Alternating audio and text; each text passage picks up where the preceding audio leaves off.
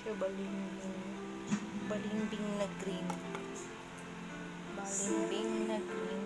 Ay, dito day. Tambis na green. Tambis.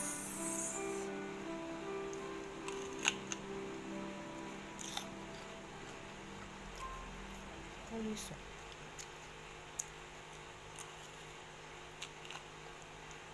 In case you missed our review, sinabi namin na yung bagong Huawei MateBook D16 2024 with a 13th Gen i9 chip ay isa sa pinaka-capable laptop in its class in terms of performance.